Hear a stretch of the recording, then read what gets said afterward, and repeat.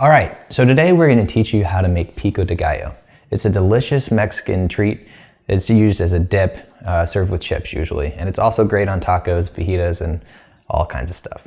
So we're going to dive into how to cut up each of these things, and then we're going to show you how to put it all together to make something delicious. The good news is this is such an amazing thing to eat. I get so many compliments on this, but really it doesn't require any skill. All you need to do is get some fresh produce that's tasty, cut it up, combine it, season it a little bit with salt, pepper, and then let it go. And the good news is this stuff is good to make in advance because the flavors come together a little bit, whether as it sits overnight or, for a couple hours in the fridge. It gets really good. Pico is one of my favorite snacks.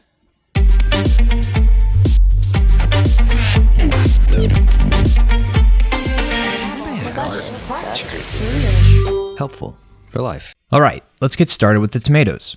So the first thing we're going to do, we're going to cut off the tail end and the top end. Then you're just going to hold it with one hand and you're just going to slice it like this.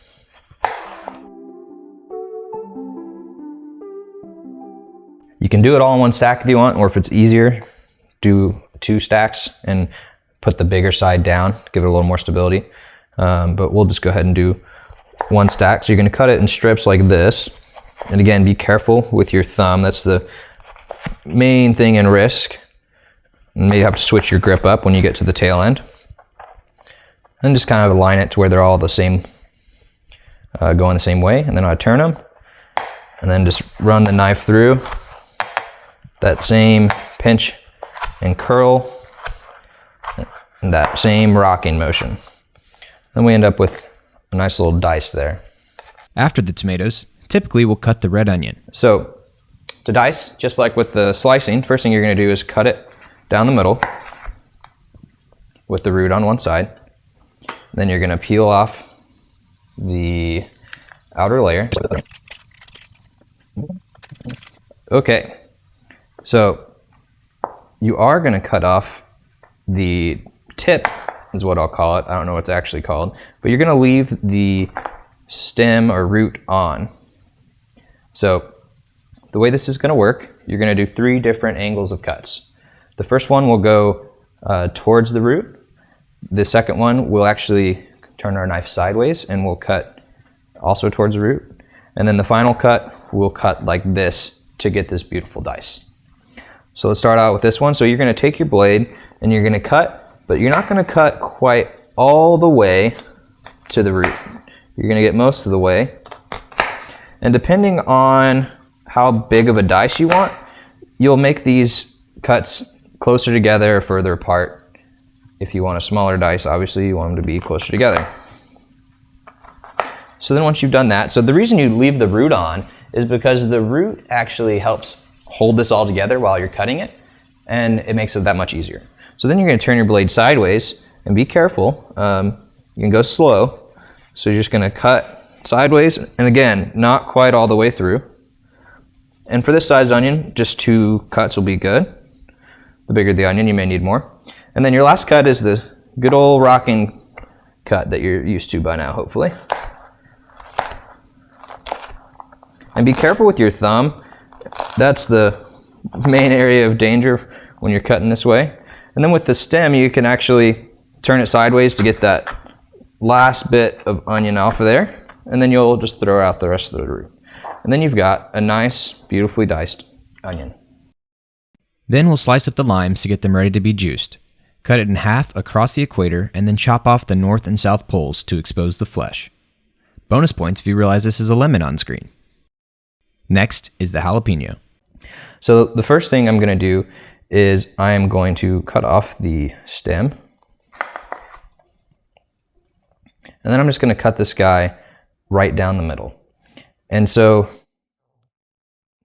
if you want to reduce the heat, one thing you can do is remove the rind and the seeds.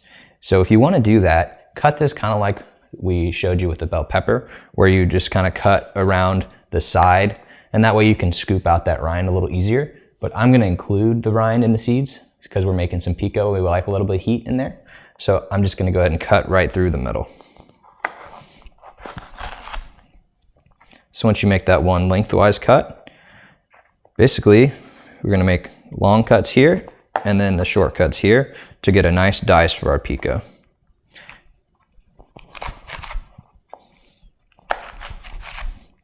And again, if you want this to be bigger or smaller, adjust your cuts accordingly based on what you're using it for. We like it decently small, but not too tiny, so you can still get a good bite of it. And as with any pepper you're cutting, you may want to consider wearing gloves because the capsaicin in there will stick to your fingers, and if you end up touching your eye or your nether regions, then you can end up with some painful times. So that's pretty much it. That's how you dice a jalapeno, take it from pepper to dice. And finally, the cilantro. We usually save it for last since it sticks to the cutting board.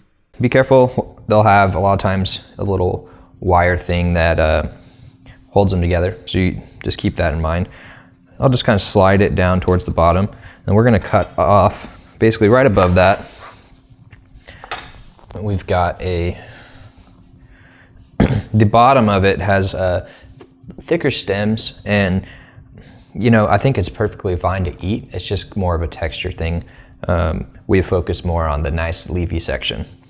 So I'm going to take this in my hand, and basically I'm just going to do the same pinch and curl technique. I'm going to rock my knife across to give it kind of a rough chop. And then I'm going to rotate the other direction to get it a little smaller. The things with herbs you have to be careful about is you don't want to cut too much or you'll get them crushed and they will lose their texture and they won't look as appealing. So you want to make sure you're not cutting too much. And then when you do cut, make sure that you're cutting it all the way through and not just mashing it. So a sharp knife is good for this. So yeah, just run through that knife with that rocking motion. And pick out any big stems if you see some that you may not want to eat. And this last part here is mostly stem, so I'm going to get rid of that as well. Okay, so then I'll just go the other direction.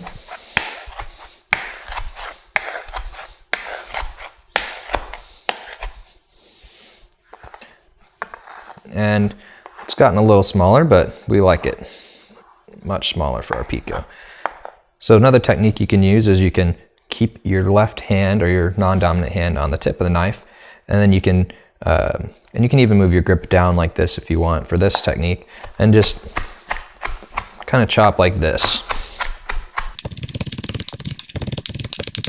Make sure you clean off the blade every now and then, and if you are going to scrape with the knife blade side down, make sure you're doing it at a shallow enough angle where you're not going to dull the blade.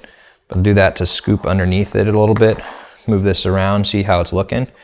I like it a little more fine than this, so we'll keep going.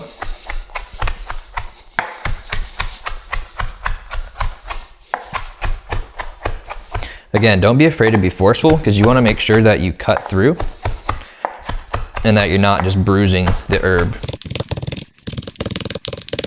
All right, so this is about where we want it. All right, so now that we've got everything all cut up, let's go ahead and show you how to assemble the Pico. So in this container here, we've got all of our tomatoes and all of our jalapenos. Now, the jalapeno, you may want to wait to add until the end, so you can add in just enough and then taste it and see if you want it a little spicier, then add it. We went all in this time. So the red onion, however, this is something that we usually save for last because we don't like it to be too oniony, so we mix it all together, add some onion, then mix it up and then add more if we need to. And the same goes with the cilantro and the lime. We're gonna start out with 2 limes here. We've got an extra one in case we need it. And of course we got salt and pepper. So it's really very simple. So you're just gonna take some of your cilantro, sprinkle it in. The cilantro gives some delicious flavor, but it also, that green adds a beautiful pop.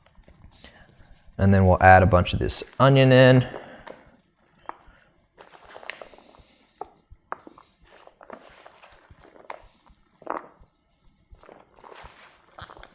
Oh yeah, it smells good.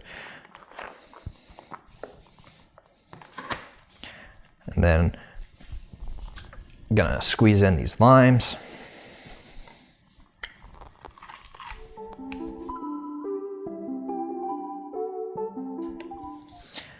Again, pico is largely personal preference, so we like ours pretty limey, but you can add in what you think tastes good to you. You don't need to worry too much about the exact amounts, it's just about getting that mix. So then we're gonna add our salt and pepper. Be generous with the salt because there's a lot of ingredients here. Some people will add other things, maybe some cumin or things like that to spice it up a little bit, but we like the good old salt and pepper mix. And you can see just how beautiful this looks. In addition to tasting amazing, it just is so pretty and people really love it. And you know, if you're into Instagram, this is great for that. Now you can just try this with a spoon, but the real way to try it is with a tortilla chip. And so you gotta get you one of those and excuse me, the bite of that corn with a little bit of the salt that's on the tortilla chip and make sure it makes a good balance. But yeah, just check that out. Look how beautiful that is. Let me grab a tortilla chip. These are the kind of scoops you can get all kinds of that tasty goodness in there. I think it's actually pretty good. Let me get a second opinion here. Got just the right amount of kick on it.